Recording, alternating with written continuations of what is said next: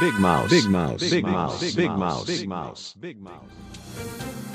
안윤상의 빅마우스입니다. 최근 해외 SNS에서는 아프리카에 눈 내리는 풍경 사진이 화제라고 합니다.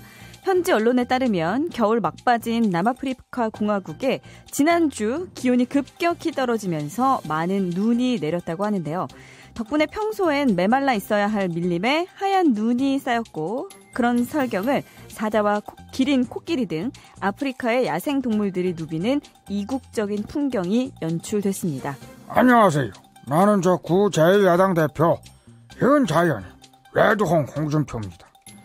나는 아프리카에 눈이 오는 거 찬성합니다. 홍 전 대표님 놀랐어요. 또 반대하실 줄 알았는데요. 박앵카 그 뉴스 못 들었어요?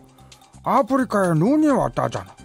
말도 안 되는 전혀 현실 가능성 없는 이야기할 때 귀신 신화를 까먹는 소리 하네.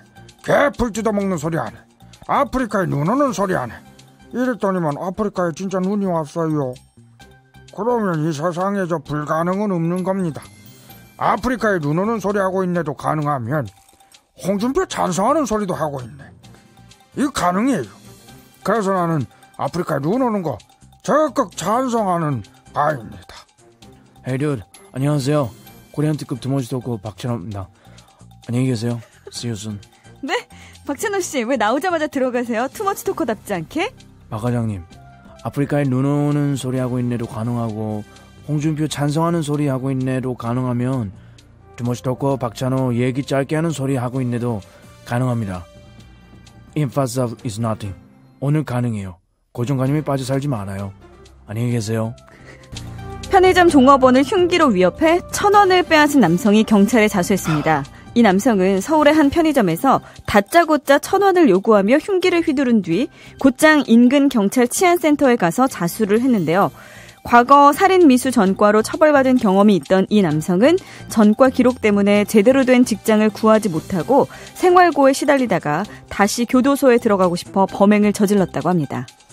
안녕하십니까, 진중권입니다.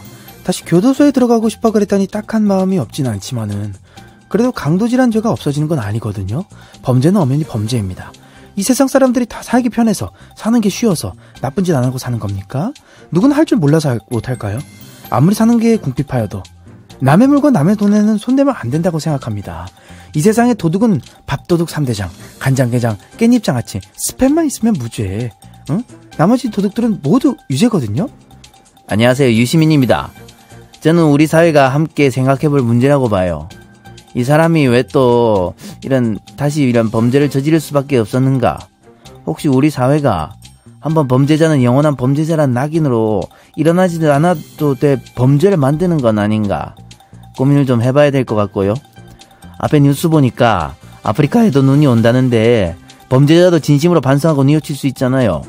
우리도 아내가 옛날에 그 임신 중에 딸기 먹고 싶다는데 귀찮은데 그냥 딸기 우유 마시면 안 돼?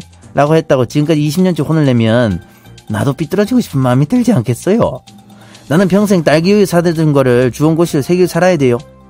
지금은 내가 우리 집 살림, 청소, 빨래, 설거지 뭐 이런 거 다 하고 아내가 한숨 한 번만 쉬어도 심장이 철렁철렁 막 내려앉아요. 그러면 좀 봐줘야지. 이 강도는 물론 합당한 처벌 받아야겠고요. 그건 당연한 건데 우리도 누군가 진심으로 뉘우치고 반성을 한다면 다시 한번 기회를 주는 그런 사회가 되면 참 좋잖아요.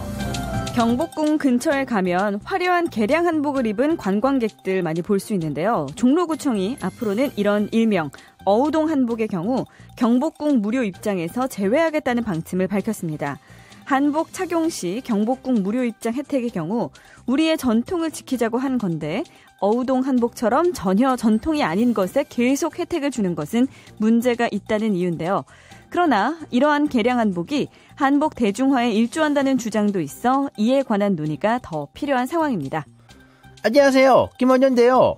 이게 한복인지 드레스인지 금방 연락일수에 그런 한복 입고 한복이라고 우기면 안 돼. 경복궁 전주 한옥마을 다녀보면 관광객들이 한복이라고 입고 다니는데 한복이라기보다는 무슨 마리 앙뚜아네트가 입던 드레스 같아요. 치마가 어찌나 부풀어 있는지. 친구 셋이서 그 한복 빌려 입고 나란히 그러면 골목길 꽉 찬다니까.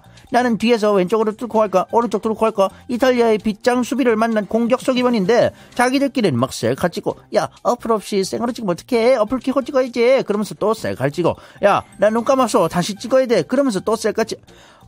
이러면 안 돼. 네, 안녕하세요, 김준현입니다. 나는 그렇게 생각을 안 해요.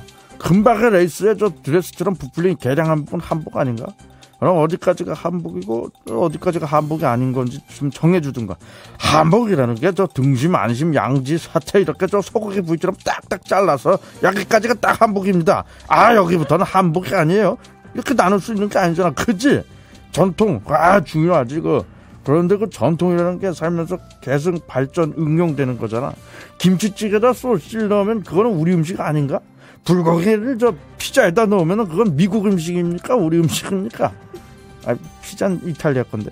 어쨌든 짜장면은 중국집에 팔지만은 중국에 가면 없는 우리 음식이다 이 말이야. 사랑만 움직이는 게 아니고 전통도 움직이는 거야, 그렇지?